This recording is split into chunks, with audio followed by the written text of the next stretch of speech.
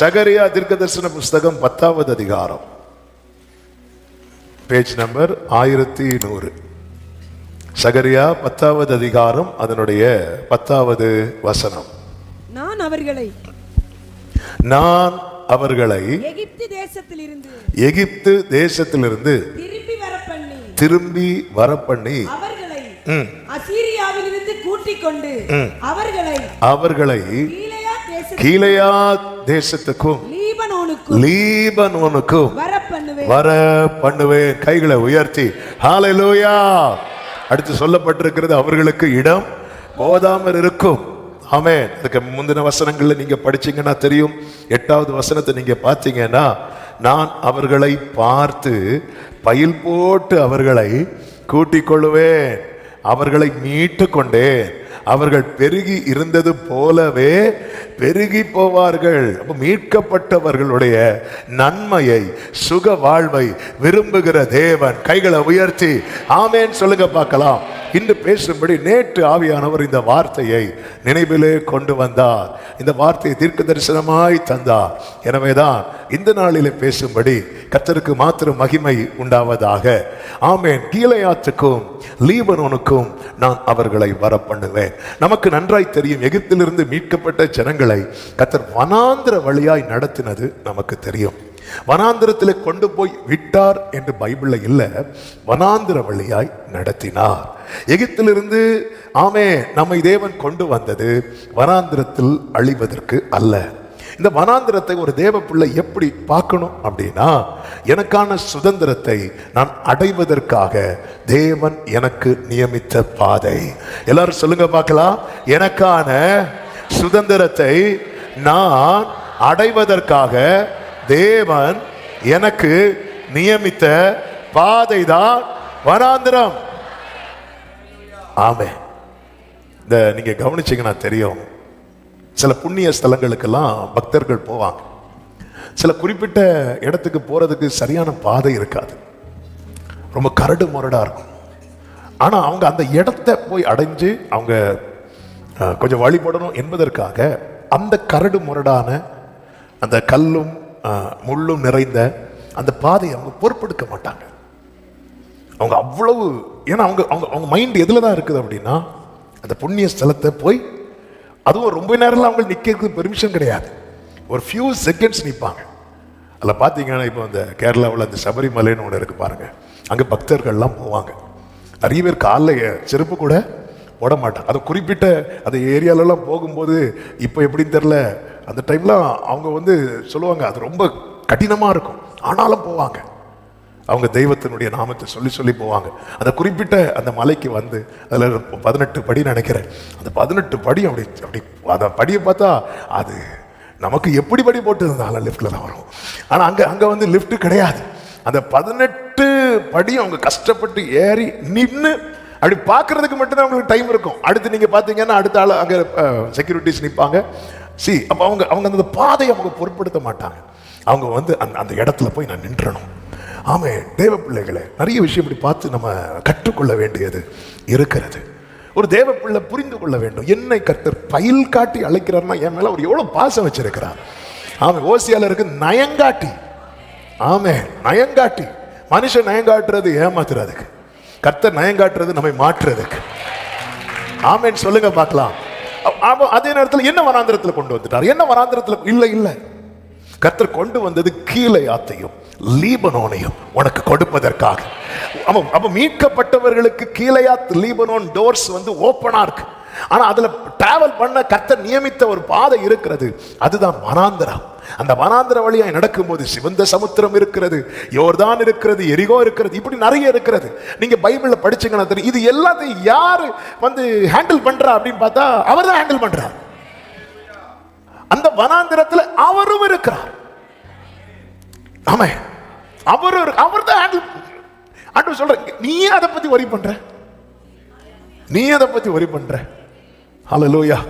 இந்த பஸ்ல எல்லாம் சென்னைக்கு போகும்போது அப்படி நிற்கும் போது சிலர் வருவாங்க, சார் இது நாளைக்கு காலைல பெயரும்ல அப்படி கேட்பாங்க. டிரைவருக்கு வரும் பாருங்க, சார் போகும்போது அவசகனமா பேசாதீங்க சார், போய் யாருங்க சார் திடீர்னு இடையில எழும்புவாங்க, சார் எங்கள் ஊர் வந்தால் சொல்லுங்க, உங்களை நாங்கள் கொண்டெல்லாம் போக மாட்டோம் சொல்லுவோம். அதுக்கு நீங்கள் அவங்கள அந்த டிரைவர்ஸை வந்து டிஸ்டர்ப் பண்ணவே கூடாது. அவங்களுக்கு அது பிடிக்காது, ரொம்ப டென்ஷன். சில பண்டு கிளம்புறதுக்கு முன்னாடியே இது எப்போ போவோம், எப்போ போய் சேரும். சிலர்லாம் கோவத்தில் சொல்லுவாங்க, சேர்ந்து போய் சேரலாம் இருங்க.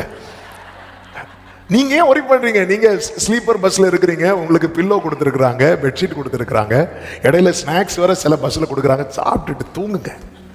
இடையில எங்கேயாவது டீ குடிக்க நிறுத்தினா இறங்கி ஒரு டீ குடிச்சிட்டு போய் நீங்க ஒரி பண்ணாதீங்க. அடுத்து இது எந்த ரூட் வழியா போகுது, இது பைபாஸ் வழியா தான், அதெல்லாம் உங்களுக்கு எதுக்கு? உங்களுக்கு டிக்கெட் இருக்கு, உள்ள ஏறி படுத்துக்கோங்க, தூக்கம் வரலையா ஜோம் பண்ணிட்டு இருங்க அப்படி சொல்ல மாட்டாங்க. நான் சொல்லுவேன், நீங்க நாங்க பாத்துக்கிறோம், நீங்க ஃப்ரெண்ட்ல வந்து நிக்காதீங்க சார். சில ஃப்ரெண்ட்ல வேணும்னே நிப்பாங்க, அவர் கோவத்துல ஒரு பிரேக் அடிப்பாரு பாருங்க. அதுக்கப்புறம் வாங்குறதெல்லாம் வாங்கிட்டு வந்து கிடைச்சா உட்காருங்க, ரைட், அப்படி வந்து உட்காந்துருப்பாங்க. எதுக்கு? சி, மேக ஸ்தம்பத்தில் அக்கினி ஸ்தம்பத்திலும் கர்த்தர் இருக்கிறார். உன் வேலை ஒண்ணே ஒண்ணுதான், அவரை பார்த்து போயிட்டே இரு. ஆமென். மீட்டது வனாந்திரத்தை கொடுப்பதற்கல்ல, லீபனோனையும் கீலேயாத். எல்லாரும் இந்த ரெண்டு வேர்டை அறிக்கை செய்யுங்க, கீலேயாத், லீபனோன். ஆமென். இந்த 21வது நாள் ஜெபத்தில் இதை கேட்கிற, இதை பார்க்கிற ஒவ்வொருவருக்கும் கொடுக்கிற ரேமா இதுதான், கீலேயாத், லீபனோன். அறிக்கை பண்ணுங்க, கீலேயாத். ஆமென். சொல்லுங்க பார்க்கலாம். ஹல்லேலூயா. கர்த்தருக்கு மகிமையாக, கர்த்தருக்கு மகிமை உண்டாவதாக. ஆமென். ஹல்லேலூயா. ஆமென். அப்போ கீலேயாத்னு சொல்றோம், ஆனா இப்போ எதுல டிராவல் பண்றோம்னா வனாந்தரத்துல. இந்த வனாந்தரம் அப்படிங்கறத வந்து அது பிரசங்கத்துக்கு ரொம்ப சூப்பரான வேர்டு, ஆனா வாழ்றதுக்கு ரொம்ப கடினமான பகுதி. பிரசங்கத்துக்கு வனாந்தரத்தை பத்தி, ஏன்னா பைபிள்ல நிறைய எழுதப்பட்டிருக்கிற வனாந்தரம். அதனால பிரீச்சர்ஸுக்கு வந்து அந்த வனாந்தரத்தை பத்தி ஏதாவது ஒரு டாபிக் கொடுத்தாருன்னா கொண்டாட்டமா இருக்கும். ஹல்லேலூயா. ஆனா அதுல டிராவல் பண்றவங்களுக்கு பெரிய திண்டாட்டமா இருக்கும். ஆமென். அதே போல காத்திருக்கிறது, சில சப்ஜெக்ட் இருக்கு பாருங்க பைபிள்ல ரொம்ப அது, ஆனா அந்த பாத்துல நடக்கிறாங்க தெரியுமா, ஐயோ. ஆமென். ஒரு சிஸ்டர் சொன்னாங்க, இவர் எப்பவுமே வனாந்தரம் பேசி பேசி ஆண்டவர் நினைச்சாலும் இவர் காண விட மாட்டார் போல இருக்கு. ஆண்டவரே காட்டலாம் நினைச்சாலும் இவங்க விட மாட்டாங்க. ஹல்லேலூயா. இந்த வனாந்தரத்தை குறித்து உபாகமம் 8:15 சொல்லப்பட்டிருக்கிறது, உன்னுடைய பின்னாட்களில் உனக்கு நன்மை செய்யும் பொருட்டு உன்னை சிறுமைப்படுத்தி. ஹல்லேலூயா. ஹல்லேலூயா. கர்த்தர் உங்களை வனாந்தரத்துக்கு கொண்டு வந்தார்னா உங்க ஃபியூச்சருக்காக தான். ஆமென். சொல்லுங்க பார்க்கலாம். என்னுடைய பின்னாட்கள், கைகளை உயர்த்தி, என்னுடைய பின்னாட்கள் கீலேயாத், லீபனோன். மறுபடியும் சொல்லுங்க, என்னுடைய பின்னாட்கள் கீலேயாத், லீபனோன். ஆமென். உன்னை சிறுமைப்படுத்தி, உன்னை சோதித்து, அடுத்து பாருங்க, கொள்ளிவாய் சர்ப்பங்களும் தேள்களும் தண்ணீர் இல்லாத வறட்சியும் உள்ள பயங்கரமான பெரிய வனாந்தர வழியாய் உன்னை அழைத்து வந்தவர். அப்ப ஆண்டவர் போட்ட ரூட். அந்த வனாந்திரத்தில் ஒருத்தவங்க போயிட்டாங்கனாலே அவங்க சிறுமைப்படுத்தப்படுறாங்க, சோதிக்கப்படுறாங்க. அதுவும் கொள்ளிவாய் சர்ப்பங்களும் தேள்களும் தண்ணீர் இல்லாத கொள்ளிவாய் சர்ப்பங்கள் தேள்கள்னா என்ன தெரியுமா? பனிஷ்மெண்ட். இஸ்ரவேலருக்கு எங்க பனிஷ்மெண்ட் கிடைச்சது? கொள்ளிவாய் சர்ப்பத்தை எதுக்கு அனுப்பினார்? காட மேட்டர் வேற. அவங்க மன்னாவை வெறுத்தாங்க, இந்த அற்பமான உணவு. அப்போ அந்த வனாந்திரத்துல சிக்ஷையெல்லாம் இருக்கு. அவன் என்னாண்ட ஒரு அவங்களெல்லாம் விட்டுட்டு என்ன போட்டு அடிச்சுட்டு இருக்கிறீங்க? ஆமென். வனாந்திரமே வாழ்க்கை, ஆனாலும் கர்த்தர் என் பக்கம் உண்டு. வனாந்திரமே, ஆமே, கர்த்தர் என் பக்கம். கைகளை உயர்த்தி சொல்லுவோம், வேண்டியதை அவர், ஆமே, நம்பி நான் முன் செல்லுவே. வேண்டியதை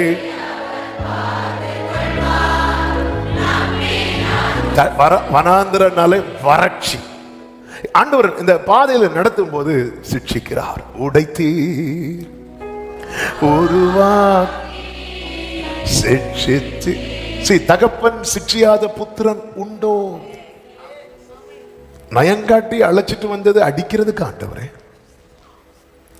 சில நேரத்தில் ஆமே, சில பெற்றோர் இருக்கிறாங்க, பிள்ளைக்கு சாப்பாடு வாங்கி கொடுத்து விலப்பட வச்சு அடிக்கிற பெற்றோர் இருக்கிறாங்க.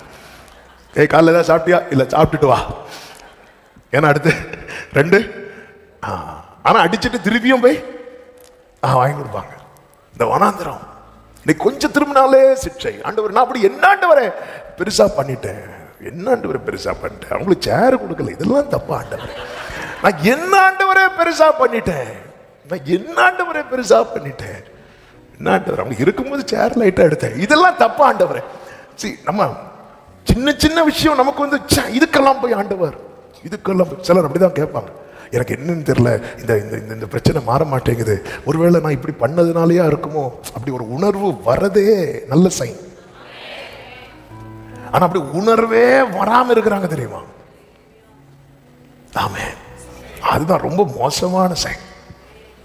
எஸ். ஒருத்தங்க வந்து சொன்னாங்க, அவங்களுக்கும் இன்னொருத்தங்களுக்கு இடையில ஒரு சின்ன மன வருத்தம். அவங்க வந்து இவங்க கிட்ட பேச வராங்களாம். பேச வரும்போது இவங்க வந்து முகம் கொடுக்கவே இல்லை. இத்தனைக்கும் இவங்க பண்ண தப்பு தான், ஆனாலும் அவங்க பேச வராங்க. சரி ஒப்புரவாகிரும் எதுக்கு அப்படின்னு சொல்லிட்டு பேச வராங்க. இவங்க முகம் கொடுக்கவே இல்லை, எப்படி திரும்பி அப்படியே இருக்கிறாங்க. அவங்க பேசிட்டே இருக்கிறாங்களாம். சரி போட்டு, நம்ம நல்லா தானே பழகிட்டு இருந்தோம், இதெல்லாம் விட்டுருங்க, நமக்குள்ள மன வருத்தங்கள் வேண்டாம், ஏதாவது என் சைடில் ஏதாவது தப்பு இருந்தால் என்ன மன்னிச்சிருங்கன்னு இவங்க சொல்லிட்டே இருக்கிறாங்க. அவங்க திரும்பவே இல்லையா. அடுத்த நாள் இந்த பேச போனாங்கல்ல, அந்த சகோதரி இறந்துட்டாங்க. ஆண்டவர் எவ்வளோ அழகாக கைட் பண்ணியிருக்கிறார் பாருங்க. இவங்க இறந்துட்டாங்கல்ல, இந்த செய்தி கேட்டதுக்கு அப்புறம் அந்த சகோதரிக்கு கொஞ்சம் மெண்டலே பிடிச்சிருக்கும், கொஞ்சம் அவங்களுக்கு மெண்டலே பிடிச்சிருக்கும். அப்படி இருந்து, ஐயோ நேற்று என்கிட்ட பேச வந்தாங்களே, அப்படி 1 வாரம் ஆச்சு, 2 வாரம் ஆச்சு, மெதுவா வந்து இந்த மேட்டர்லாம் சொல்றாங்க. இப்படி எனக்கு என்னன்னு தெரியல, ஆண்டவர் இது மன்னிப்பாரானே எனக்கு தெரியல, அவ்வளோ. இத்தனைக்கும் அவங்க திரும்ப வந்து அப்படி பேச வராங்க, நம்ம முகத்தையே பார்க்கலையே அப்படி சொல்லி அவங்களுக்கு தூக்கமே போச்சு. அதுக்கப்புறம் அவங்கள கொஞ்சம், சரி நீங்க இவ்வளவு உணர்றீங்கல்ல, நிச்சயமா ஆண்டவர் மன்னிப்பாங்கன்னு சொல்லி அவங்கள சால்வ் பண்ணி ப்ரேயர் பண்ணி அனுப்பிவிட்டேன். இந்த உணர்வு இருக்கு தெரியுமா, இதுதான் ஆண்டவர் மோசையை கொண்டு சொல்றாரு. அந்த கொள்ளிவாய் சர்ப்பம் அது வந்து ஒன்று புரிஞ்சுக்கோ, தகப்பன் சிட்சியாத புத்திரன் உண்டோ. ஏன்டவர் இப்படி சிட்சைகள் எல்லாம் என் ட்ராக்ல கொண்டு வரீங்க அப்படின்னா, அவருடைய நோக்கம் என்ன தெரியுமா? அவர் ஆயத்தம் பண்ணின. ஹல்லேலூயா. நம்ம பாடணும், எனக்காக ஆயத்தம் பண்ணினதை என் கண்ணால். ஆண்டவர் இந்த வனாந்திரத்தில் நடத்துகிறது நம்மை ஒருபுறம் உருவாக்க.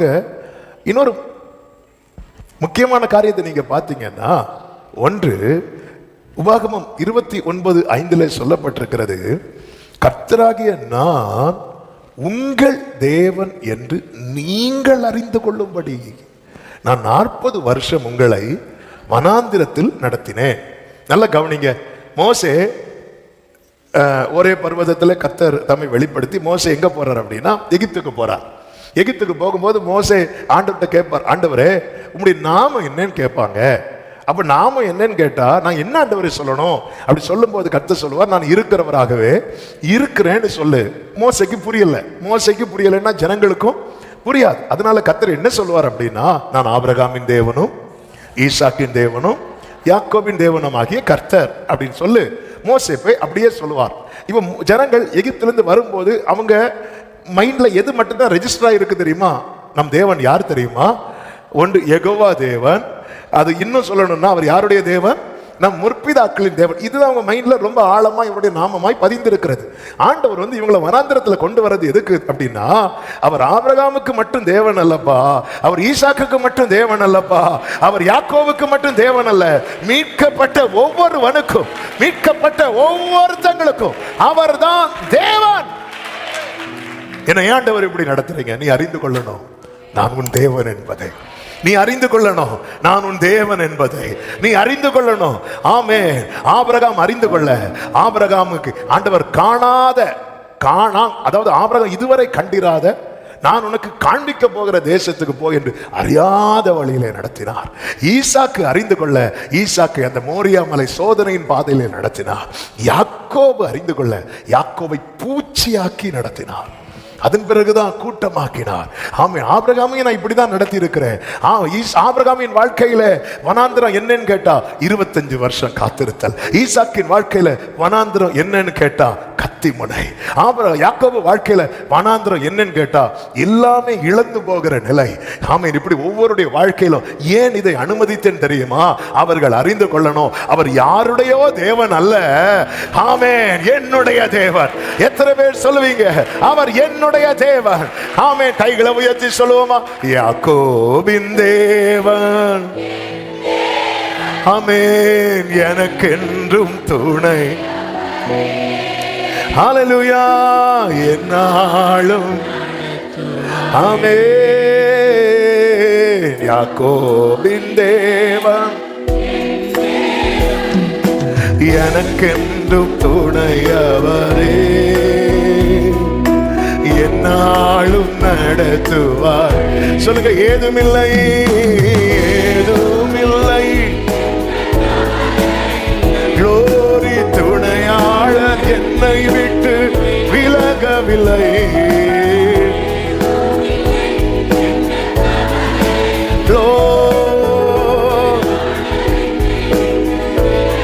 சொன்னதை செய்திடும், சொன்னதை செய்திடும்.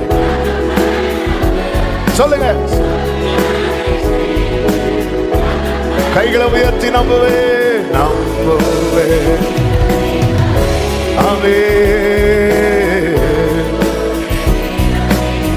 நம்புவே, நம்புவே.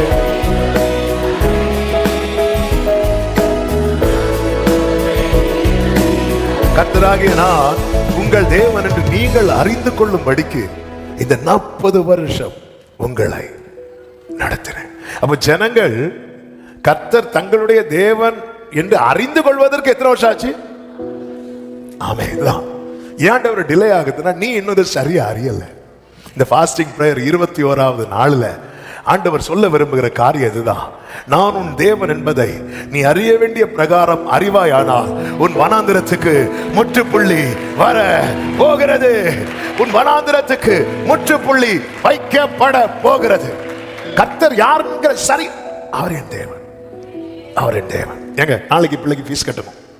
அவன் பிள்ளை வந்து சொல்லுது, கையில காசு இருக்கா இல்லையான்னு பிள்ளைக்கு தெரியாது. அப்பா கிட்ட வந்து சொல்லியாச்சு. அப்பா சொல்ல, நீ தூங்கு மகனே, நாளைக்கு தானே, நாளைக்கு நீ கிளம்பும் போது உனக்கு தாரேன்னு ஒரு ப்ராமிஸ் கொடுத்துட்டாங்கன்னு வைங்களேன். அந்த பிள்ளைக்கு ஏதாவது பயம் இருக்குமா? இருக்காது. பிள்ளை நிம்மதியாக படுத்து தூங்கும். அந்த தகப்பன் எப்படியோ நாளைக்கு கொடுக்குறாரோ கொடுக்கலையோ அதில் ரெண்டாவது. ஏன்னா அந்த பிள்ளைக்கு அது யார் என்பது தெரியும், அப்பாவை தெரியும். இன்னைக்கு ஆண்டவர் ஃபுல்லாக பேசினாலும் நைட்டு தூக்கம் வர மாட்டேங்குது இல்லை? நாளை குறித்து கவலைப்படாதப்பா அப்படி சொன்னால் நமக்கு தூக்கம் வர மாட்டேங்குது. ஏன் தெரியுமா? தெரியல. நமக்கு அவர் ஆபிரகாமின் தேவனாய் தெரிகிறது, ஈசாக்கின் தேவனாய் தெரிகிறது. ஏன் உன் தேவனாய் இன்னும் தெரிய மாட்டேங்குது?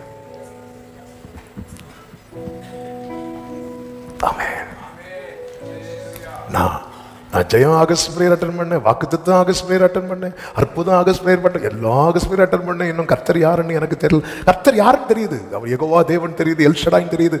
அது எல்லாத்தை விட அவர் உன் தேவன் உனக்கு தெரியணும். ஆமென். ஆபிரகாம் சொல்றாரு, ஈசாக்க பலி செலுத்தணும். ஈசாக்கு கிளம்பி போறான், எங்க போறானே தெரியாது. ஏன்னா அவனுக்கு தெரியும் என்னை கூட்டிட்டு போறது யாருன்னு. ஆபிரகாம் விறக தூக்கி தலையில வைக்கும் போது ஈசாக்கு மறுக்கல. ஏன்னா அவனுக்கு தெரியும் என் தலையில யாரு விறக தூக்கி வைக்கிறான். ஆபிரகாம் கையில கத்திய ஓங்கும் போது ஈசாக்கு பதறல. ஏன்னா அவனுக்கு தெரியும் அந்த கத்தி யார் கையில இருக்குன்னு. நான் விசுவாசித்திருக்கிறவர் இன்னார் என்பதை. நைட்டு பகல் ஃபுல்லா வேர்டு கேட்டாச்சு, நைட்டு தூக்கம் வர மாட்டேங்குது. ஏன்? சத்துருக்கள் பெருகி இருக்கும்போது தாவீது சொல்லுகிறார், நான் சமாதானத்தோடு படுத்துக்கொண்டு நித்திரை செய்ய. அவருக்கு தெரியும், ஆண்டவர் எனக்கு உங்களுக்கு தெரியும்பா, எனக்கு தெரியும். கர்த்தர் என் பட்சத்தில் இருக்கிறார், நான் அறிவேன்.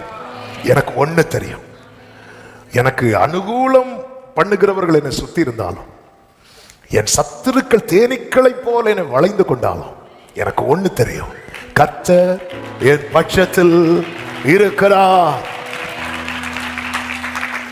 ஆமென். அல்லேலூயா. சிலருக்கு தூக்கம் மாத்திரை போடாம தூக்கம் வராது இருக்கிறாங்க. சிலருக்கு ஒருத்தங்க ரீசெண்டாக வந்து பார்த்தாங்க, 3 மாத்திரை போடுவாங்களாம், தூக்கம் வராதான். 3 மாத்திரை தூக்க மாத்திரை போடுவாங்களாம். எனக்கு ஆவியானவர் இந்த வார்த்தை சொல்ல விரும்புகிறார். நான் உன் தேவன் என்பதை அறிந்து கொள். நான் உன் தேவன் என்பதை அறிந்து கொள். நீங்க அறிக்கை பண்ணுங்க. இன்னைக்கு நிம்மதியா தூங்க போறீங்க. இப்போ இல்லை, நிம்மதியா தூங்க போறீங்க. இந்த வனாந்தர் நான் உன்னை எதுக்கு கொண்டு வந்தேன்? அவன் சிலர் திரும்ப திரும்ப 12th படிக்கிறாங்க. எதுக்கு சொல்லுங்க? பாஸ் ஆறதுக்கு படிக்கிறாங்க, ஃபெயில் ஆனதுனால படிக்கிறாங்க. ஏன் வனாந்தரத்திலே இருக்கிறோம்? நமக்கு சான்ஸ் கொடுக்கிறார். இந்த ஆகஸ்ட்லயாவது பாஸ் ஆயிரு. ஆண்டவரே, என்ன ஆண்டவரே, பாஸ் ஆக நான் உன் தேவன் என்பதை. Hallelujah. G major. Thank you holy. புது கிருபைகள் தினம் தினம் தந்து என்னை நடத்தி செல்பவரே, அனுதினமும் உம் கரம் நீட்டி என்னை ஆசீர்வதிப்பவரே. புது கிருபைகள் தினம் தினம் தந்து அனுதினமும் உம் கரம் நீட்டி. இயேசுவேன்னு சொல்லுங்க. என் இயேசுவே உம்மை சொல்லுங்க. இது என் பாக்கியம்பா, இதை விடவும் வேறொன்றும் இல்லையே. என் இயேசுவே உம்மை. ஆமென். வேறொன்றும் இல்லையே. ஆமென் சொல்லுங்க பார்க்கலாம். ஹல்லேலூயா. ஆமென். இது அறியணும். இது அறிஞ்சிட்டா ஹல்லேலூயா. எனக்கு பாட்டா வரச்சு. பாடுற கண்டிஷன் இல்லை. செய்தியை முடிச்சுட்டு ஜெபம் பண்ணிட்டு ஓடிடணும் தான் நினைச்சேன். ஆனா இது இது இது தெரிஞ்சிட்டுனா பவுல் சொல்றனால வெட்கப்படுவேன் நினைக்கிறீங்களா? வெட்கமே பட மாட்டேன். ஏன்னா நான் விசுவாசித்து இருக்கிறவர் இன்னார் என்பதை நான் அறிவேன். ஹல்லேலூயா. ஹல்லேலூயா. உன் தேவனாகிய கர்த்தராகிய நான் உங்கள் தேவன் என்று நீங்கள் அறியும்படிக்கு அந்த வனாந்தரத்தில் நடத்தினேன். இன்னொரு காரியத்தை சொல்றாரு. உபாகமம் 8:2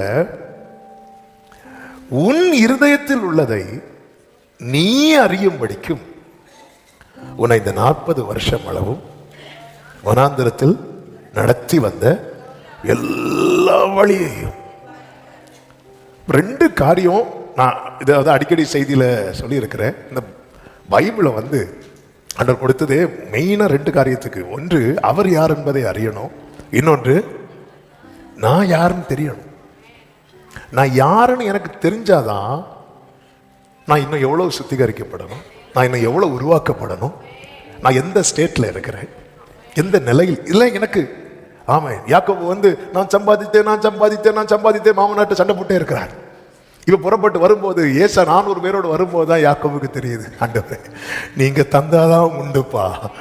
ஆமே, அப்பதான் ஆண்டவரே நான் ஆசீர்வதிச்சிருங்க ஆண்டவரே சொல்லி கெஞ்சுறார். ஆண்டவரே நான் யாருன்னு நம்ம என்ன நினைச்சிட்டு இருக்கிறோம் தெரியுமா? ரட்சிக்கப்பட்டோம், ஞானஸ்நானம் எடுத்துட்டோம், அபிஷேகத்தை பெற்றோம், இனி என்ன வந்தாலும் நம்ம வந்து அப்படி நின்றுவோம். பேதுரு அப்படிதானே. பேதுருவுக்கு தெரியல.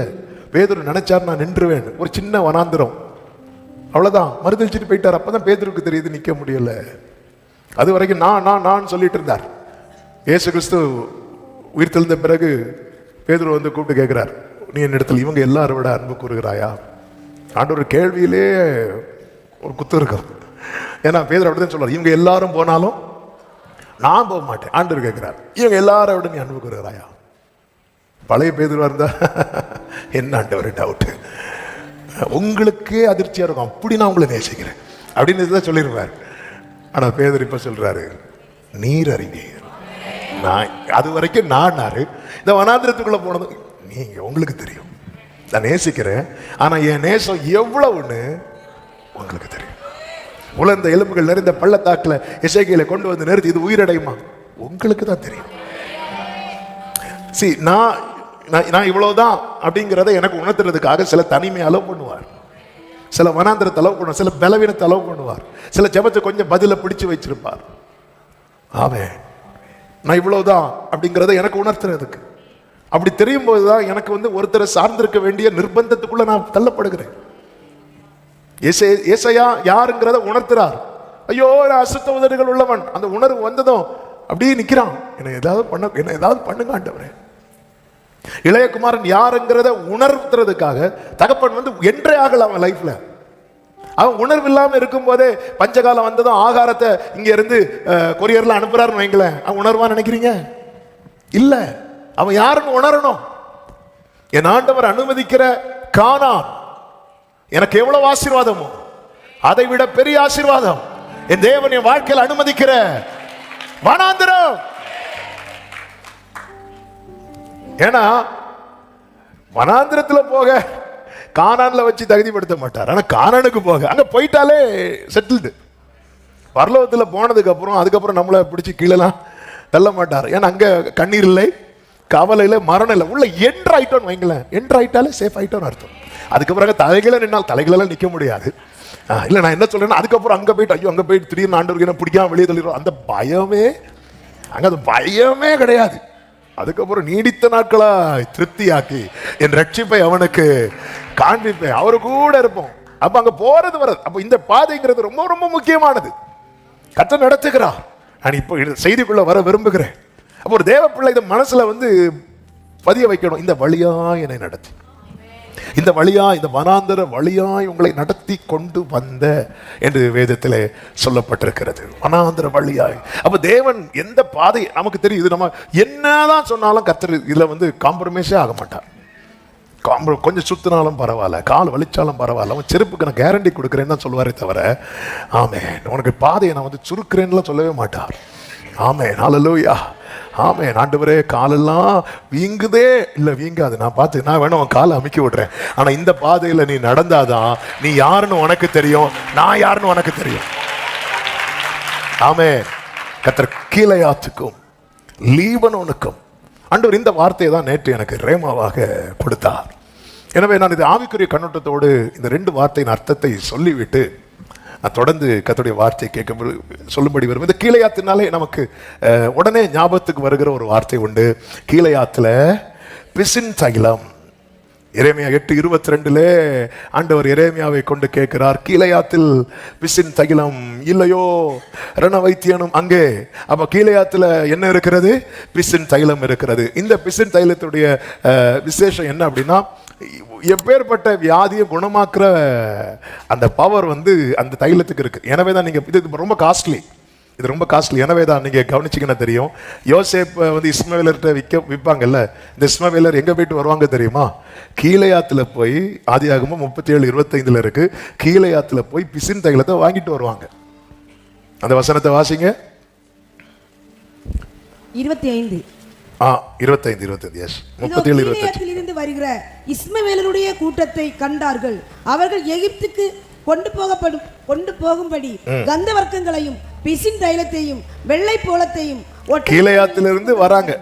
கந்த வர்க்கம், பிசின் தைலம் இதெல்லாம் அங்கிருந்து வாங்கிட்டு ஒட்டங்கள் மேல ஏற்றிக்கொண்டு வியாபாரிகள் வராங்க. இஸ்மவேலர் பிசின் தைலம். ஆண்டவர் இதை எது சொல்றாருன்னா, நீ கீலேயாத்துக்குள்ள வந்துட்டேனாலே உனக்கு என்ன இருக்கும் தெரியுமா? ஆரோக்கியம் இருக்கும். ஆண்டவர் கொடுக்கிற வாக்குத்தத்தம் என்ன? நான் அவர்களுக்கு சௌக்கியத்தையும் ஆரோக்கியத்தையும் வரப்பண்ணி. எகிப்திலிருந்து மீட்கப்பட்ட ஜனம் ஆரோக்கியத்தோடு இருப்பது தேவனுடைய விருப்பம். சத்தம் ஆமென் சொல்லுங்க பார்க்கலாம். ஆரோக்கியம் இருக்கும்.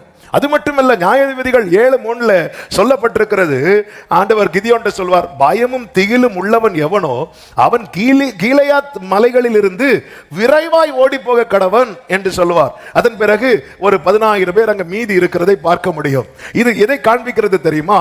இந்த கீலேயாத்திலே கர்த்தர் கொண்டு வரது எதுக்கு அப்படின்னா, ஆயத்தம். கீலேயாத் என்பது ஆரோக்கியம். அங்க ரண வைத்தியன் உண்டு.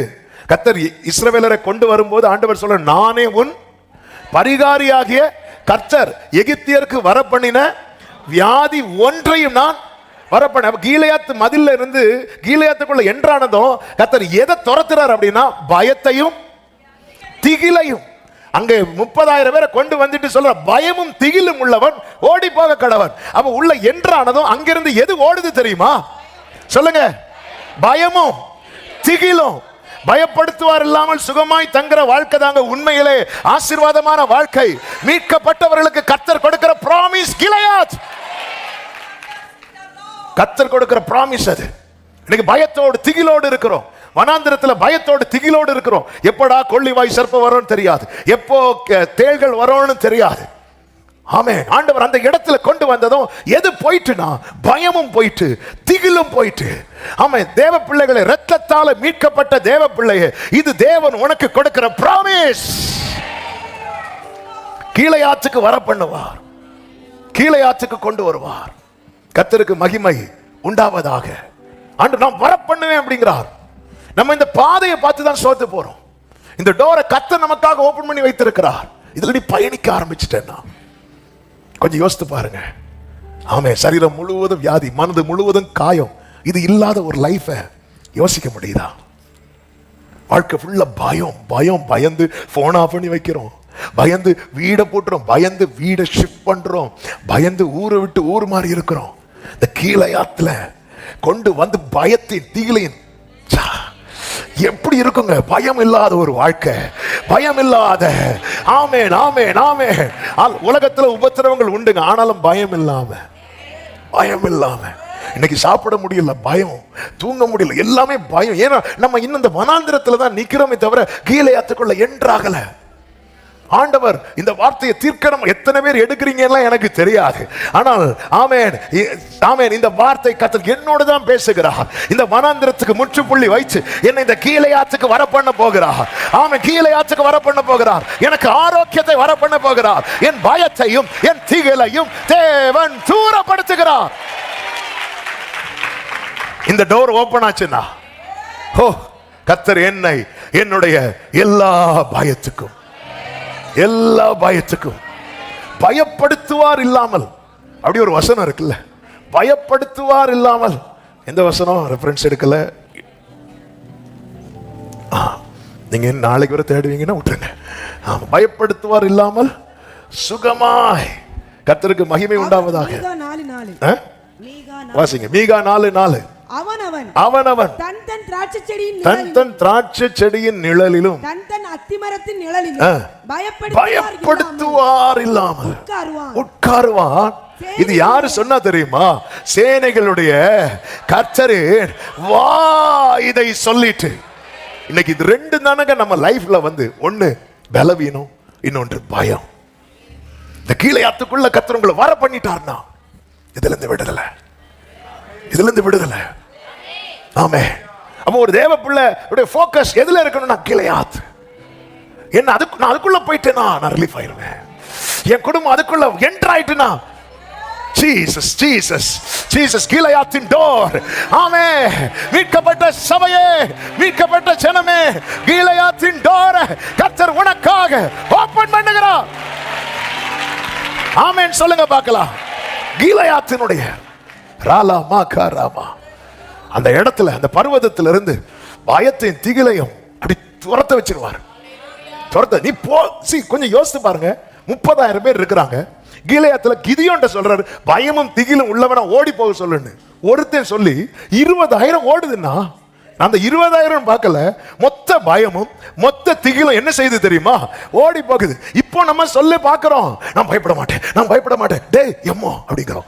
நம்ம சொல்லிட்டு இருக்கிறோம் பயப்பட மாட்டேன், பயப்பட. ஏன்னா அந்த வனாந்திர பாதையில பயணிக்கிறதுனால அது ஓட மாட்டேங்குது. அது போகுது திருப்பி வருது, போகுது திருப்பி வருது. ஏங்க இயேசு கிறிஸ்து வனாந்திரத்துக்கு போனார்ல, வனாந்திரத்துக்கு கொண்டு போகப்பட்டார் இருக்குல்ல, லூக்கா 4:1 இயேசு கிறிஸ்து ஆவியானவரால் எங்க கொண்டு போகப்பட்டா? வனாந்திரத்துக்கு கொண்டு போகப்பட்டார்ல. இனி 4:13 வாசியுங்கள். பிசாசானவன் சோதனை எல்லாம் முடித்த பின் சில காலம். வனாந்திரங்கிறது அப்படிதான், சில டெம்பரரி ரிலீஃப் தான் வனாந்திரம். இது யாருக்கு? இயேசுவுக்கு. வனாந்திரங்கிறது டெம்பரரி ரிலீஃப் தான், சில காலம். இந்த ஆகஸ்ட் மாசத்துக்கு கொஞ்சம் ஓகேவா இருக்கும். இந்த ஆகஸ்டினுடைய தாக்கம் செப்டம்பர் வர கீழும், சிலருக்கு அக்டோபர் வர சில காலம். ஆனா கிளையாத் என்பது என்ன தெரியுமா?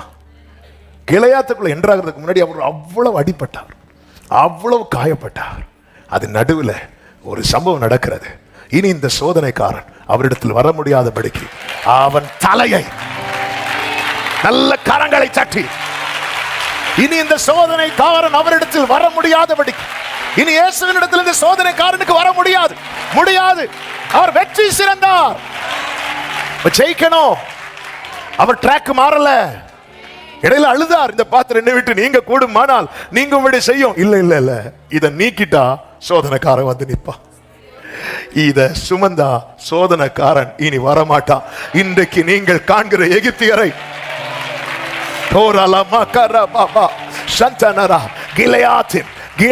டோர் தேவ பிள்ளையை மீட்கப்பட்டவர்களுக்கு சொல்லுகிற இரத்தத்தால மீட்கப்பட்ட, ஆமென் ஆமென் ஆமென், இயேசு கிறிஸ்துவே என் பாவங்களை எனக்கு மன்னித்து எனக்கு விடுதலை தாரும், எனக்கு ரட்சிப்பை தாரும், என்னை கிருபையா ஏற்றுக்கொள்ளும் என்று சொல்லி உண்மையாய் அவரை நோக்கி கதறுகிறவனை கர்த்தர் தம்முடைய கிருபையினாலும் தம்முடைய இரத்தத்தினாலும் மீட்டுக் கொள்ளுகிறார். அப்படி மீட்கப்பட்டவர்களுக்கு கர்த்தர் கீலேயாத்தின் கதவை திறந்து வைக்கிறார். அங்கே பயணிக்கும்படி கர்த்தர் ஒரு பாதையை நியமித்து வைத்திருக்கிறார். நீ உள்ள என்றாயிட்டேனா எகிப்தியருக்கு வர பண்ணின ஒரு வியாதி உனக்கு வராது. ஆமென் ஆமென் சொல்லுங்க பார்க்கலாம். உள்ள என்றாகல. ஏன் என்றாகல? இன்னும் நாம ஒன்றை அறியவில்லை. ஆமென். நாம் நம்மை அறிந்து கொள்ளாதபடிக்கு இருதயத்தை கடினப்படுத்துகிறோம். நம்மை அதான் வார்த்தை வரும்போது எப்பவுமே ஆமென் ஆமென். சிலருக்கு மைண்ட் செட் எப்படி தெரியுமா இருக்கும்? நம்மளை தான் டார்கெட் பண்ணி பேசிட்டு இருக்கிறாங்க. ஆமென். இவன் நம்மளை பத்தி யாரோ போட்டு கொடுத்துறாங்க. இந்த மைண்ட் செட்டோட அதுக்கு நீங்க பெஸ்ட் சர்ச்சுக்கே வராம இருக்கிறது நல்லது. ஏன்னா அந்த டைம் ஏன் வேஸ்ட் பண்றீங்க? இல்ல கர்த்தர் என்கிட்ட ஏதோ பேசுகிறார், ஆண்டவர் என்னோடு பேசுகிறார். அப்படி ஒரு மனநிலையில் இருக்கும்போது ஆண்டவர் பேச ஐயோ நான் இப்படி இருக்கிறேன் ஆண்டவர். சில இடத்துல பைபிள் எல்லாம் படிக்கும்போது அவன் அப்படியே ஆண்டவர் உள்ள கொண்டு போகிற பாருங்க, நமக்கு ஷேமா இருக்கும். இன்னும் கரையில தான் நிற்கிறோமா? எவ்வளோ அந்த மகா பரிசுத்த ஸ்தலத்தை நோக்கி நாம பயணிக்கிறவர்கள் எவ்வளவு குறைவுள்ளவர்கள் என்று இதுக்குள்ள போக, அப்ப அந்த இடத்துல தான் நமக்கு யாருடைய சப்போர்ட் வந்து இல்லாம முடியாது. அதாவது மூச்சு விட முடியாதவங்களுக்கு கண்டிப்பா எந்த சப்போர்ட் தேவை தெரியுமா? ஆக்சிஜன் சப்போர்ட் தேவை. அது போல கர்த்தர் நியமித்த பாதையில நடக்கவும் பரிசுத்தமாய் வாழவும் நித்தியத்தை சுதந்திரிக்கவும் அவருடைய இயேசுவினுடைய துணை தேவை. அந்த துணையை உறுதிப்படுத்ததான் நமக்காக ஆவியானவரை தந்தருளி இருக்கிறார். ஆவியானவர் என்ன பண்ணுவார் தெரியுமா? நம்ம இயேசுவில் நிலைத்திருக்க வைப்பார். என்னில் நிலைத்திருங்கள் சொன்னார்ல, சொல்லி அந்த நைட்டே ஓடிட்டாங்க சீஷர்லாம் ஓட. ஹோலி ஸ்பிரிட் வந்து என்ன பண்றாருன்னா சீஷர்களை ஜீசஸ்ட அப்படி நிலைத்திருக்க வைக்கிறார். எவ்வளவு அவங்களை டார்ச்சர் பண்ணாங்க, இயேசுவை விடவே மாட்டாங்க. அதுக்கப்புறம் மாறுதலுக்கே இல்லை. அது அந்த வேலையை செய்யறது பரிசுத்த ஆவியானவர். ஆனால் நான் நினைக்கணும், நான் விரும்பணும், நான் ஏங்கணும் அதுக்காக. அப்போ நீங்கள் இல்லைன்னா முடியாதுப்பா. பேதுரு அந்த கடலில் மூழ்கும் போது இயேசுவேன்னு கத்துனால, நம்ம நடக்கும்போது அவன் கத்தலை, மூழ்கும் போது நான் நடக்கும் போதும் கத்தணும். அப்படின்னா நான் மூழ்க மாட்டேன். அவன் நடக்கும் போதே ஆண்டவரே அப்படி ஒவ்வொரு ஸ்டெப் எடுத்தும் போது வந்துருப்பான்னா அவன் மூழ்கி இருக்க மாட்டான். நம்ம எல்லாம் கொஞ்சம் தண்ணி உள்ள போனாதான் கத்துவோம். அவன் நடக்கும் போதே போட்ல இருந்து இறங்கும் போதே ஆண்டவரே ஏன்னா போட்ல இருந்து இறங்கும் போது நீரே ஆனால் அவனை காட்டித்தாரேன். நான் யாரும் காட்டி கொடுத்தாருல. அந்த தண்ணீர் கொஞ்சம் உள்ள போனதும் நீ அந்த டைம் சொல்லு, ஆண்டவரே நீரை ஆனால் என்னை காப்பாற்றும். இப்ப சொல்லு ஆவேசம். நீ இந்த ஆண்டவர் வந்து எனக்கு இதுவரை செஞ்சது நன்மை, இனி செய்ய போறது நன்மை. என் வாழ்க்கையில தீமையை நினைக்காத ஒரே ஒருத்தர் உண்டு. ஹல்லேலூயா ஹல்லேலூயா. ஒரு தேவ பிள்ளைக்கு இது தெரியணும். இந்த கிளையாத்துக்குள்ள என்றாயிட்டா லீபனோன் என்று சொல்லப்பட்டிருக்கிறது. ஆமென். லீபனோனை குறித்து வேதம் என்ன சொல்லுகிறது தெரியுமா? அது செழிப்பை காண்பிக்கிறது. சங்கீதம் 92:12 சொல்லப்பட்டிருக்கிறது, நீதிமான் பனையை போல செழித்து லீபனோனில் உள்ள கேதுருவை போல வளருவான். இந்த லீபனோனின் கேதுருவை குறித்து 104வது சங்கீதம் அதனுடைய 16வது வசனத்தில் சொல்லப்பட்டிருக்கிறது, கர்த்தருடைய விருட்சங்களும் அவர் நாட்டின லீபனோனின் கேதுருக்களும் எப்படி நிறைந்திருக்குமா? சாரத்தினால் நிறைந்திருக்கும்னு அது என்ன அர்த்தம் அப்படின்னா, அதுக்காக என்னெல்லாம் செய்யப்படணுமோ என்னெல்லாம், அதாவது அதிகமாய் தண்ணீர் ஊற்றப்பட்டு அதிகமாய் உரம் போட்டு அதிகமாக கேர் கொடுத்து, ஒரு மரத்தை சில வீட்டார் கேர் பண்ணுவாங்க பாருங்க, அவ்வளோ கேர் கொடுப்பாங்க. சில மரத்துக்கு சில கிளைகள் எல்லாம் நறுக்கி விட்டாதான் அது உயரமாய் வளரும்.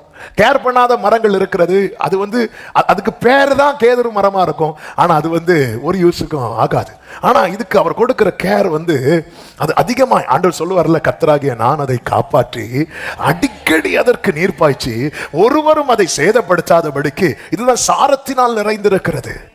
ஆண்டவர் லீபனோனுக்கு வர வைக்கிறார்னா அதன் அர்த்தம் என்ன? அதை ஒரே வார்த்தையில் இந்த 2 கீலேயாத் லீபனோன் இது 2ஐயும் சேர்த்து ஆண்டவரே ஒரே வார்த்தையா தாங்க அப்படி சொல்லும் போது ஆண்டவர் தந்த வார்த்தை தான் சுக வாழ்வு. சுக வாழ்வு. நேற்று இந்த வார்த்தையை கொஞ்ச நேரம் இந்த சுக வாழ்வுங்கிற வார்த்தையை எடுத்து வச்சுட்டு ஆண்டவர்கிட்ட இருக்கும்போது ஆண்டவர் திரும்ப திரும்ப பேசுற வார்த்தை, உன் பிள்ளைங்க இப்படிப்பட்ட வாழ்க்கையை வாழணும்னு நீ விரும்புற, நல்லா இருக்கணும். நம்ம சுக வாழ்வுலாம் சொல்ல மாட்டோம், நம்ம எப்படி சொல்லுவோம் தெரியுமா? நல்லா இருக்கணும். பொல்லாதவர்களாகிய நீங்களே. அல்லேலூயா. உன் சுக வாழ்வு சீக்கிரத்தில் துளிர்க்கும். ஆரோனுடைய கோலை துளிர்விட வைத்தவர். 40 வருஷம் அந்த கோலும் வனாந்திரத்துல தான் கூடவே இருந்தது. ஆண்டவர் இதெல்லாம் அடையாளமாய் காண்பிக்கிறார். ஆமா, என்னுடைய 40 வருட வனாந்திர வாழ்க்கைக்கு கர்த்தர் ஒரு முற்றுப்புள்ளி வைத்து என்னுடைய சுக வாழ்வை துளிர்விட பண்ண போகிறார். நம்புறவங்க எத்தனை பேர் இதை விசுவாசிக்கிறீங்க? எத்தனை பேர் இதை நம்புறீங்க? கைகளை உயர்த்தி சொல்லுங்க, என் சுக வாழ்வை விரும்புகிற கர்த்தர். கைகளை உயர்த்தி சொல்லுங்க, என் சுக வாழ்வை விரும்புகிற கர்த்தர். சத்தமா அறிக்கை பண்ணுங்க, என் சுக வாழ்வை விரும்புகிற கர்த்தர். ஹல்லேலூயா. சுக வாழ்வு. கர்த்தராகிய நான் அதை உள்ள வரும் பார்க்கும்போது அந்த விருட்சங்கள் தேவனால் பராமரிக்கப்படுகிற விருட்சமா? நான் ஆவிக்குரிய கண்ணோட்டம், அதான் தேவன் பார்த்து வைத்தது. தேவன் பார்த்து வைத்தது. ஹல்லேலூயா. ஆமென். எசேக்கியேல் 20:6 சொல்லப்பட்டிருக்கிறது அல்லவா, நான் அவர்களை எகிப்து தேசத்திலிருந்து அழைப்பேன் என்றும் அவர்களுக்காக நான் பார்த்து வைத்ததும் பாலும் தேனும் ஓடுகிறதும் எல்லா தேசங்களிலும் சிங்காரமான தேசத்திலே அவர்களை கொண்டு வந்து விடுவேன் என்றும் அந்நாளிலே நான் ஆணையிட்டு என்று சொல்லுகிறார். ஓ ஜீசஸ், ஆண்டவர் பார்த்து வைத்திருக்கிறார், பார்த்து வைத்திருக்கிறார். கீலேயாத் லீபனோன் என்பது தேவ பிள்ளைகளுக்கு என்று தேவன் ஆயத்தம் பண்ணினது. இன்று நடக்கிற பாதை வனாந்தரமா இருந்தாலும் அதற்கான வாசலை கர்த்தர் திறப்பார். நம்புறவங்க மட்டும் கரங்களை தட்டி ஆமென் என்று சொல்லி. எங்க மோவாபில இருந்து நகோமியை நம்பி பெத்லகேமுக்கு வந்தது யாரு? ரூத். அந்த ரூத்துக்கு நகோமி ஒரு வார்த்தை சொல்லுவாங்க. என்ன வார்த்தைனா, ரூத் 3:1 பின்பு அவள் மாமியாகிய நகோமி அவளை பார்த்து, என் மகளே, நீ சுகமாய் வாழ்ந்திருக்கும்படி நான் உனக்கு சௌக்கியத்தை தேடாதிருப்பேனோ. ஹல்லேலூயா. இந்த வார்த்தையை படிக்கும் போதெல்லாம் என்னால் அது நகோமி ரூத்திட்ட சொன்னது மாதிரியே படிக்க முடியாது. இது ஆண்டவர் எனக்குன்னு, ஆமே, எனக்கு என்னோடு இருக்கும்படி அனுப்பப்பட்ட ஆவியானவர் எனக்கென்று சொன்னது போல. எத்தனை பேர் ஆமேன்னு சொல்லுவீங்க? ஹல்லேலூயா. இத்தனைக்கும் நகோமி என் கூட வரவே கூடாதுன்னு சொன்னவங்க இல்ல.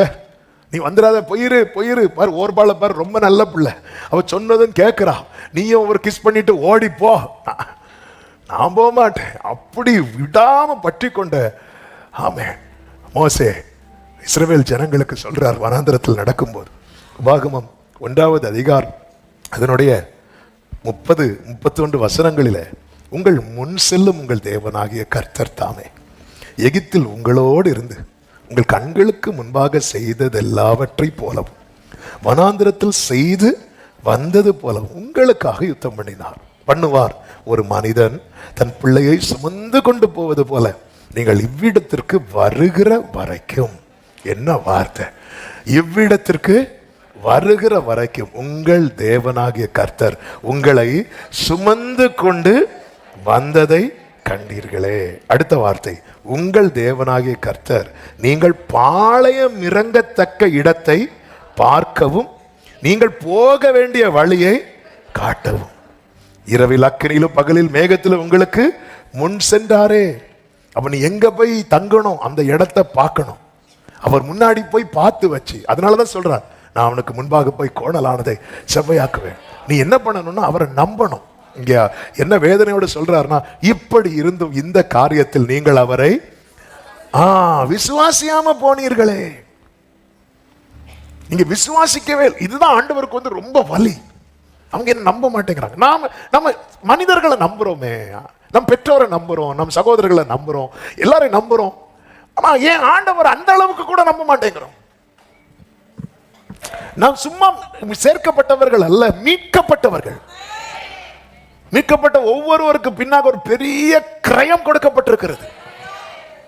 ஆண்டவருடைய வலியே இதுதான். உன்னை சுமக்கணுமா? நான் சுமக்கிறேன். நான் பார்த்து வச்சிருக்கிறேன். உனக்கு நான் கீழையாத்த வச்சிருக்கிறேன். நீ எகிப்தியனுடைய வியாதியில் அகப்பட்டு கஷ்டப்படுறது எனக்கு விருப்பம் அல்ல. நான் உனக்காக ஃபைட் பண்றேன். நான் உனக்காக யுத்தம் பண்றேன். உன்னை தொடர என் கண்மணியை தொடுகிறான். நான் உனக்கு அக்கினி மதிலா இருக்கிறேன். பகலிலே மேக ஸ்தம்பம், இரவிலே அக்கினி ஸ்தம்பம். நான் உனக்கு முன் செல்லுகிறேன். பகலில வனாந்திரத்தில் அவ்வளவு வெயில் இருக்கும், உனக்கு நிழல் உண்டாக மேக ஸ்தம்பம். இரவில் அவ்வளவு குளிர் இருக்கும், உனக்கு அனல் உண்டாக அக்கினி ஸ்தம்பம்.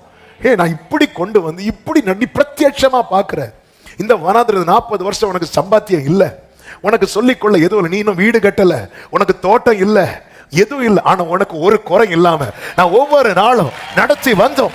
நீ இன்னும் விசுவாசிக்காம இருக்கிறியே. இது தேவனால வந்து தாங்க முடியாத வலி. ஒரு தேவ பிள்ளை நம்பணும். என்னை கர்த்தர் ரட்சித்திருக்கிறார். நான் எகிப்திலிருந்து பயில் காட்டி வரவழைக்கப்பட்டவன். அவர் பாச கயிற்றால் இழுத்து வரவழைக்கப்பட்டவன். கடைசி தொட்டு ரத்தம் வரை இன்னும் கொஞ்சம் ரத்தம் அவருக்குள்ள இருக்குங்க. அது கொடுத்தாதான் இவனை மீட்க முடியும் சொல்லி அந்த ரத்தத்தையும் கொடுத்தவர் என் ஆண்டவர். எத்தனை பேர் நம்புறீங்க? இந்த வனாந்திரம் என்னுடைய முடிவல்ல. கீலேயாத்தை காண்பேன், லீபனோனை காண்பேன், கானானையும் காண்பேன். நம்புறவங்க மட்டும் கரங்களை தட்டி ஆமென் என்று சொல்லி உடரபா சந்தரபலவரே இயேசுவை நம்புவே, நாளெல்லாம் நான் பின்பற்றுவே.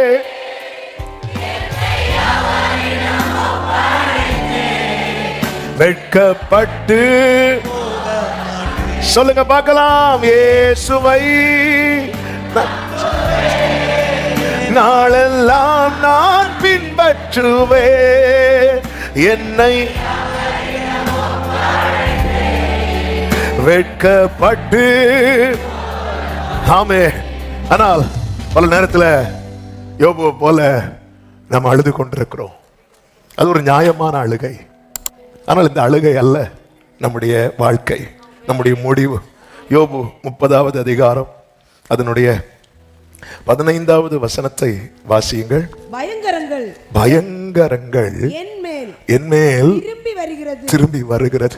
அவைகள், அதாவது ஒரு பிரச்சனை என் லைஃப்ல வந்துட்டு போயிருன்னு பார்த்தேன், அது திரும்ப திரும்ப வருது. அவைகள் காற்றை போல என் ஆத்மாவை என்ன பண்ணுகிறது? பின்தொடருகிறது. என் சுக வாழ்வு ஒரு மேகத்தை போல போயிட்டு. என் சுக வாழ்வு அப்படியே மேகம் நின்றுட்டே இருக்கு. இப்போ மழை சில டைம் பார்த்துருக்கீங்களா? அப்படி மேகம் அப்படி சூழ்ந்து நிற்க பாருங்க, அப்படி கருன்னு. இப்போ மழை அடிக்கும்னு பார்க்கும்போது அப்படியே ஒரு காற்று அடித்து அந்த மேகத்தை எங்கேயோ கொண்டு போயிடும். கொண்டு போயிட்டு ஐயோ மழை இல்லையே அப்படின்னு சொல்லும் போது அடுத்த நாள் நியூஸ் வரும். இப்போ நம்ம நாகர்கோயிலேருந்து இந்த மேகம் அடித்து மார்த்தாண்டத்துக்கு போகுதுன்னு வைங்களேன். நம்ம பார்த்துட்டு இருக்கிறோம், இப்போ மேகம் இப்போ மழை வரும்னு பார்த்துட்டு இருக்கும்போது மழை பெய்யாது. இடி சவுண்டு வர கேட்கும், மழை பெய்யாது. ஆனால் கொஞ்சம் கழிச்சு நியூஸ் வரும், மார்த்தாண்டத்தில் கனமழை. எப்படிங்க இருக்கும்? அவன் நம்மளே எதிர்பார்த்து மழைக்கு ஜோம் பண்ணுறது. ஒரு எக்ஸாம்பிள் சொன்னேன், மார்த்தாண்டக்காரங்க அவன் எந்த பக்கமும் தள்ளக்கூடிய வழியில் எல்லா பக்கத்துல இருந்தும் ஆட்கள் வர்றதுனால அவன் நம்ம இப்படி எதிர்பார்த்துட்டு இருப்போம். எதிர்பார்த்தது நாம அல்லவா? ஆனா இன்னொருத்த அந்த மேகம் என்னை விட்டு கடந்து போயிட்டு, நான் கொஞ்சம் யோசித்து பாருங்க. ஒரு 4 நண்பர்கள் வராங்க. நான் இதோட லிங்க் பண்ணி சொல்றேன். நல்லா வாழ்ந்தான். அந்த 4 நண்பர்களை விடவும் நல்லா வாழ்ந்தவன். ஆனா இப்போ இவனுடைய நிலைமையை விட அந்த 4 பேருடைய நிலைமை நல்லா இருக்கிறதுனால அவங்க 4 பேர் வந்து கேள்வி மேல கேள்வி வைக்க ஆரம்பிச்சிட்டாங்க.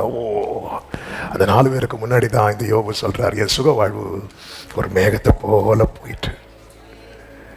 ஆகையால் இப்போது என் ஆத்துமா என்னில் முறிந்து போகிறது, என் உபத்திரவத்தின் நாட்கள் பிடித்து கொண்டேன். அப்படி கீழே நிறைய சொல்றாரு. அதுல ஒண்ணு பாருங்க, 18.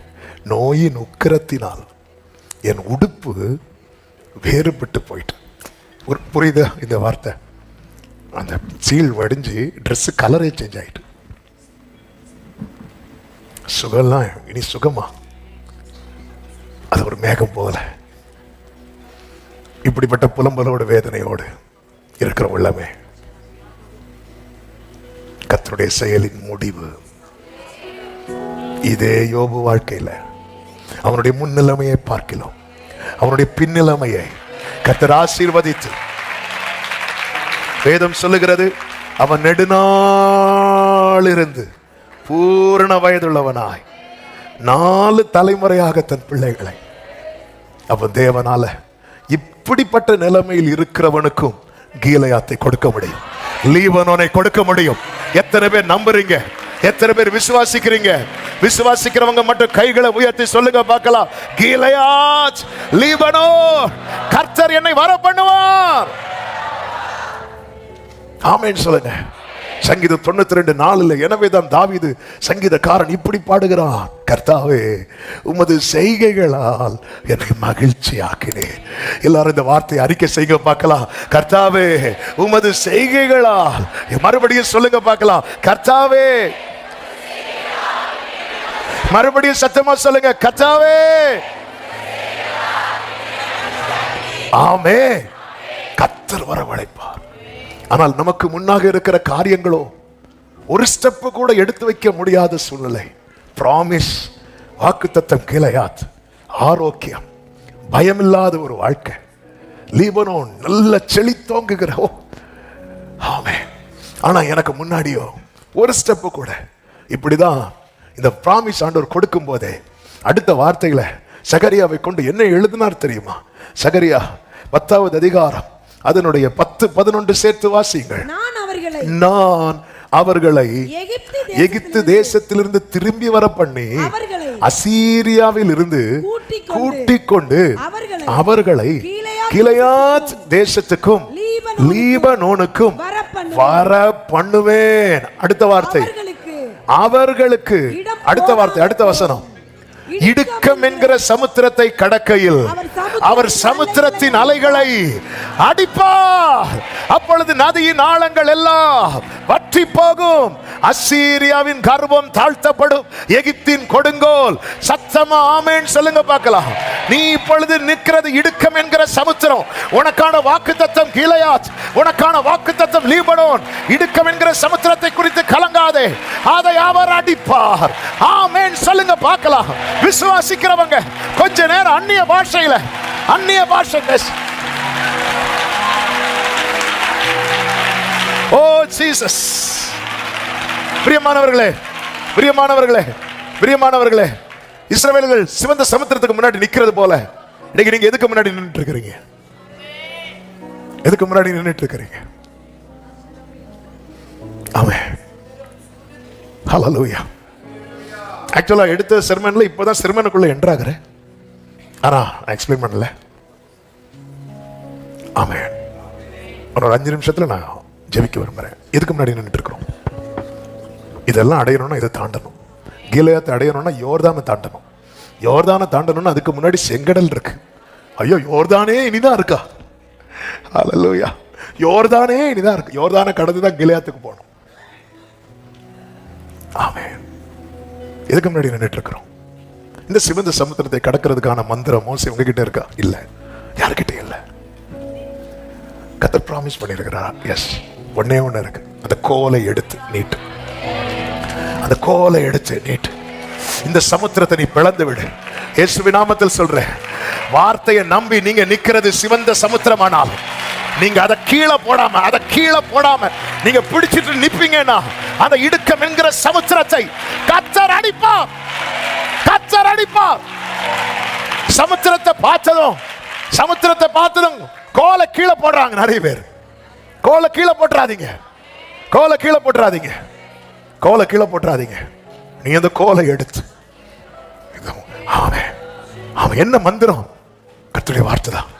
பிராமிஸ் பண்ணி தானே கொண்டு வரார். நம்பி வார்த்தையை கொடுத்து தானே கொண்டு வருகிறார். அவன் கர்த்தரதை அடிப்பா. கர்த்தர் அது வற்றி போகும். சத்தம் ஆமென் சொல்லுங்க பார்க்கலாம். ஹல்லேலூயா. ஆண்டவர் சொல்ல, கீழையாத்து என்னுடையது, கீழையாத்து என்னுடையது. இதெல்லாம் கடக்க பண்ணுவார். கால் நனையாமல் நடந்து போனார்களாம். இடுக்கம் என்கிற சமுத்திரம், அதை கடக்கையில் அப்போ ஆண்டவர் இங்க என்ன எடுத்து சொல்றாரு தெரியுமா? நீ ரெடியா இரு. எப்பவுமே நீ புறப்படுறதுக்கு தான் ரெடியா இருக்கணும். 5 காரியங்களை 5 நிமிஷத்துல சொல்லி நான் ஜெபிக்கிறேன். 1, கலங்காதே. கலங்காதே. எகிப்தியர் வரதை பார்த்து இஸ்ரவேலர்கள் பயப்பட்டார்கள். யாத்திராகமம் 14:10 இருக்கு. கலங்காதே, கலங்காதே. உனக்கு பின்னாடி இருக்கிற பார்வோன் சேனையை விட உனக்கு முன்னாடி இருக்கிற கர்த்தர் பெரியவர். கலங்காதே. 2, கலகம் பண்ணாதே, பிரச்சனை பண்ணாதே. சங்கீதம் 106:7 சொல்லப்பட்டிருக்கிறது, எங்கள் பிதாக்கள் எகிப்திலே உம்முடைய அதிசயங்களை உணராமலும் உம்முடைய கிருபைகளின் திரட்சியை நினையாமலும் போய் சிவந்த சமுத்திரத்தின் ஓரத்திலே கலகம் பண்ணினார். இங்க வந்து பிரச்சனை பண்ணிட்டு இருக்கிறாங்க. அங்க எங்களுக்கு கல்ற இல்லை, நான் இங்கே கொண்டு வந்த. கலகம் பண்ணாதீங்க, விரோதமா பேசிடாதீங்க. கர்த்தருடைய மீட்பை குறைத்து பேசுறது இருக்குல்ல, அது கலகம் பண்றது. ரிபல்லியஸ் கலகம் அது வந்து வேண்டாம். ஆனாலும் பாருங்க இப்படி கலகம் பண்ணதுக்கு அப்புறமும் 8வது வசனத்தில் சொல்லப்பட்டிருக்கிறது, ஆனாலும் அவர் தமது வல்லமையை வெளிப்படுத்தும்படி தம்முடைய நாமத்தின் நிமித்தம் அவர்களை, இதுதாங்க ஆண்டவர். எத்தனை இடத்துல முறுமுறுத்து இருப்போம். மோசைக்கு விரோதமா, ஆமாம், வார்த்தையை கொடுத்த ஊழியர்களுக்கு விரோதமா எல்லாம் பேசுவோம். சிலர் சொல்லுவாங்க, நீங்க தானே இப்படி சொன்னீங்க. நான் சொன்னேன், ஆண்டவர் தந்த வார்த்தை இப்படியெல்லாம். ஆமாம், ஆனாலும் ஆண்டவர் பாருங்க, அவருடைய நாமத்தின் நிமித்தம் இப்படி அவர் மட்டும். நம்ம எத்தனை இடத்துல முறுமுறுத்திருப்போம், கலகம் பண்ணியிருப்போம். அந்த இடத்துல விட்டா கர்த்தர் விடலையே. கர்த்தருக்கு ஆசைங்க, நம்ம இந்த கிளையாத்துக்கு போகணும், இந்த லீபனோனை பார்க்கணும், நம்முடைய சுக வாழ்வை விரும்புகிற கர்த்தர். வேதம் சொல்லுகிறது, ஊழியக்காரருடைய சுகத்தை விரும்புகிறா. எவ்வளவு நல்ல தேவன், சுகத்தை விரும்புகிற கர்த்தர். இஸ்ரவேலை ஆசீர்வதிப்பதே கர்த்தருக்கு பிரியம், அவருக்கு அதுதான் பிடிக்கும். கலங்காதே, கலகம் பண்ணாதே. 3, கண்களை ஏறிட. யாத்திராகமம் 14:10 இஸ்ரவேல் புத்திரர் கர்த்தரை நோக்கி கூப்பிட்டார்கள். கண்களை ஏறிடுங்கள். நம்ம எல்லாம் பார்வோனை பார்க்கிறோம், அதான் பிரச்சனை. கர்த்தரை பாருங்கள், கண்களை ஏறெடுத்து கர்த்தரை பாருங்கள். ஆமென். யோசபாத் கர்த்தரை பார்த்தான், பிரச்சனை சால்வ் ஆயிட்டு. பேதுரு காற்றை பார்த்தான், பிரச்சனைக்குள்ள போயிட்டான். கர்த்தரை பார்த்தான், அதுக்கு மேல நிக்கிறான். ஆமென். நம்ம தலைக்கு மேல ஒரு பிரச்சனை போறதுக்கு காரணம் நம்முடைய கண்கள் தவறான இடத்துல ஏறெடுத்து கொண்டிருக்கிறோம். இல்ல, வேலைக்காரனுடைய கண்கள் தங்கள் எஜமான்களின் கை நோக்கி பார்க்குமா போல, வேலைக்காரின் கண்கள் தங்கள் எஜமாட்டின் கை நோக்கி பார்க்குமா போல, எங்கள் தேவனாகிய கர்த்தர் எங்களுக்கு இரக்கம் செய்யும் வரைக்கும் எங்கள் கண்கள் உண்மையே. கண்களை ஏறிடு. 4வது, காத்திரு. எதுக்கு காத்திருக்கணும்? முன்னாக இருக்கிற மேக ஸ்தம்பம் விலகி பின்னாக. யாத்திராகமம் 14:14 சொல்லப்பட்டிருக்கிறது, கர்த்தர் உங்களுக்காக யுத்தம் பண்ணுவார், நீங்கள் சும்மா இரு. கர்த்தர் காத்திரு. மோசே 40 வருஷம் காத்திருந்தான். அந்த மோசை கிட்ட கர்த்தர் வந்து சொல்றார், உன் பிராணனை வாங்க தேடின மனிதர்கள்ல ஒருத்தர் கூட இப்பொழுது உயிரோடு இல்லை. கர்த்தர் யுத்தம் பண்ணிட்டார். கொஞ்சம் வெயிட் பண்ணு. இத்தனை காலம் பொறுத்தாயே, இன்னும் கொஞ்ச நேரம். 30 வருஷம் பொறுத்தீங்களே மரியாளே, இன்னும் கொஞ்ச நேரம் பொறுத்திட்டீங்கன்னா என் மகிமையை வெளிப்படுத்துவேன். இதை தண்ணி ரசமாய் மாற்றி இன்னும் கொஞ்ச நேரம் காத்திரு. காத்திருக்கிறவர்களுக்கு சொல்லுகிறது, பின்னோக்கி அல்ல, முன்னோக்கி காத்திரு. அந்த சிவந்த சமுத்திரத்தை பார்த்து, ஏன்னா அதான் நீ பயணிக்கிற பாதை, அப்படிதான் நிக்கணும். பின்னோக்கி அல்ல. பின்னோக்கி காத்திருக்கிறவர்கள் வேற வழி இல்லாம காத்திருக்கிறவர்கள், முன்னோக்கி காத்திருக்கிறவர்கள் விசுவாசத்தோடு காத்திருக்கிறவர்கள். காத்திரு. சத்துருக்களை உற்று பார்த்தால் வாயில துர்ச்செய்தி வரும், கர்த்தரை உற்று பார்த்தால் நற்செய்தி வரும். ஆமென். பிரச்சனையெல்லாம் விட்டு பார்த்து ஐயோன்னு புலம்பிட்டு இருப்போம். கர்த்தரை விட்டு பார்த்து, மோசே கர்த்தரை பார்த்ததுனாலதான் சொல்றான், இன்றைக்கு காண்கிற எகிப்தியனை நீ அழைத்திருக்கிறாரை. மீட்கப்பட்டது பாதையிலே மடிவதற்கல்ல. 5வது, கடந்து செல்ல. நீ முன்னோக்கி செல்ல கர்த்தருடைய மகிமை உன்னை பின்னாலே காக்கும். எபிரேயர் 11:29 வாசித்து செபிக்கிறேன். அதில் சொல்லப்பட்டிருக்கிறது, பை ஃபெய்த், விசுவாசத்தினாலே அவர்கள் சிவந்த சமுத்திரத்தை உலர்ந்த தரையை கடந்து போவது போல கடந்து போனார்கள், நம்பி போனார்கள். அடுத்த வார்த்தை, எகிப்தியர் அப்படி செய்ய துணிந்து. அப்ப எகிப்தியர்ட்ட என்ன இல்ல? விசுவாசம் இல்ல. நிறைய பேர் ஒருத்தங்க செய்யறதை பார்த்து செஞ்சு மடிஞ்சு போறாங்க. ஆமென். சிலர் விசுவாசத்துல மெடிசின் எடுக்காம இருப்பாங்க. அவங்க மெடிசின் எடுக்கல, நான் எடுக்க மாட்டேன் அப்படி சொல்லி உள்ள வியாதி எல்லாம் வாங்கி வச்சுட்டு இருப்பாங்க. அது அவங்களுடைய விசுவாசம். சரி, உன்னை அதான் சொல்லுங்க, மீட்பை பெருசா பார்க்கணும். மீட்பை பெருசா பார்க்கணும். ஆண்டவர் யாரும் நம்பணும். எகிப்தியரான துணிறாங்க பாருங்க. பை ஃபெய்த், விசுவாசத்தினாலே அவர்கள் சிவந்த சமுத்திரத்தை, உலர்ந்த தரையை கடந்து. கொஞ்சம் யோசித்திருந்தா ஒருவேளை நம்ம பாதியில போய், ஒருவேளை ஏன்னா தண்ணி எப்படி நிக்குதான், மதில அந்த சென்டர் மட்டும்தான், அதாவது இவங்க நடக்கிற பாதை மட்டும்தான் வட்டி போச்சு. சைட்ல பார்த்து சிரிச்சிட்டு இருக்கு. இப்ப விழுவே அப்படியே நிக்குது, தண்ணீர் வந்து அப்படி மதிலா நிக்குது. இவங்க இடையில தொட்டு பார்த்துருப்பாங்க. ஐயோ எனக்கு பயமா இருக்கு. சிலர் பாருங்க, அவ்வளவுதான், ஐயோ எனக்கு பயமா இருக்கு. By faith. ஆமென். இவங்களை இப்படி நடத்துறதுக்காகவே பார்வோனை பின்னாடி கொண்டு வந்து நிறுத்தி வச்சார். இல்லைன்னா யாராவது நடப்போம். மோசே நீங்க போயிட்டு வாங்க, எதுக்கும் நாங்க இங்க டென்ட் அடிச்சு சாப்பிட்டுட்டு இருக்கிறோம். இல்ல வேற வழி இல்லை. கர்த்தர் பார்வோனை கூட பின்னாடி மதுல தான் வச்சிருந்தார். அதான் நான் சொன்னேன்ல, கர்த்தர் தீமை செய்யவே இல்லை. கலங்காதே, கலகம் பண்ணாதே, கண்களை ஏறெடு, காத்திரு, கடந்து செல்ல. ஆமென். லீபனோனும் கீலேயாத்தும் கர்த்தர் உனக்காக. இயேசுவின் நாமத்திலே சபையே, என்ன கேட்கிற அன்பு உள்ளமே, கர்த்தருடைய பீடத்திலிருந்து உங்களை பிளஸ் பண்றேன். கர்த்தர் உங்கள் வாழ்க்கையிலே சுக வாழ்வை துளிர்க்க பண்ணுவாராக. சத்தம் ஆமென் சொல்லுங்க பார்க்கலாம்.